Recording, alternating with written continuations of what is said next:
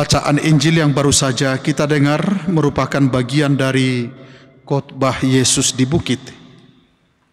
Sepanjang khotbah ini, Yesus memperkenalkan kepada kita suatu kebajikan yang lebih dalam dibandingkan dengan kebajikan yang dianut oleh ahli-ahli Taurat dan orang-orang Farisi.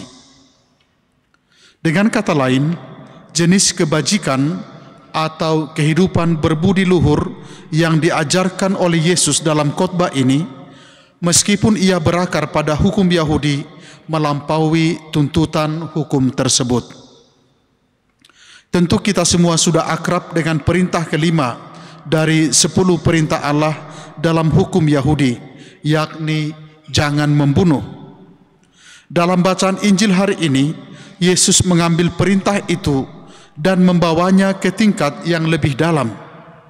Ia menyadari bahwa sebelum seseorang melakukan tindakan pembunuhan atau menghilangkan nyawa orang lain, ada sikap dan emosi tertentu yang mendasarinya.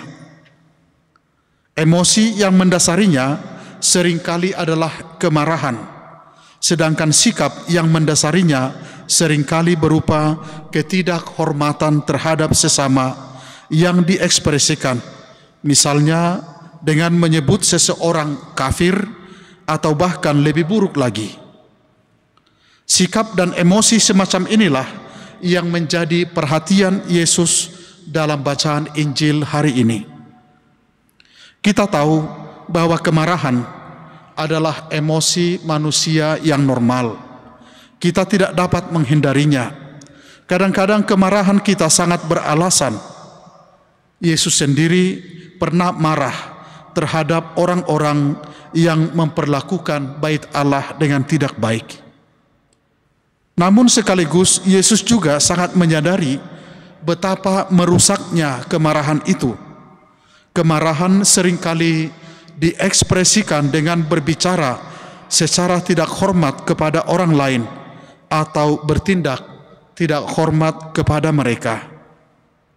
Tindakan yang paling tidak menghormati sesama adalah mencabut nyawa mereka, karena sesungguhnya itu hanya hak Allah. Maka bacaan Injil hari ini mendorong kita untuk semakin menyadari emosi kemarahan dalam hidup kita dan potensi destruktifnya terhadap orang lain. Kemarahan adalah emosi yang dapat kita bawa juga di dalam doa-doa kita. Kita dapat memohon kepada Tuhan agar kita dapat mengekspresikannya dengan cara yang selaras dengan kehendak-Nya, sehingga kemarahan kita tidak menjadi penghancur bagi dunia. Saya yakin di antara kita banyak juga yang berpantang untuk tidak marah selama masa Prapaskah ini. Kiranya sabda Tuhan yang kita dengarkan membimbing hati dan budi kita, agar kita juga semakin dapat mengendalikan diri dan bertindak selaras dengan nasihat Yesus, dan juga hidup kita menjadi berkat bagi dunia. Amin.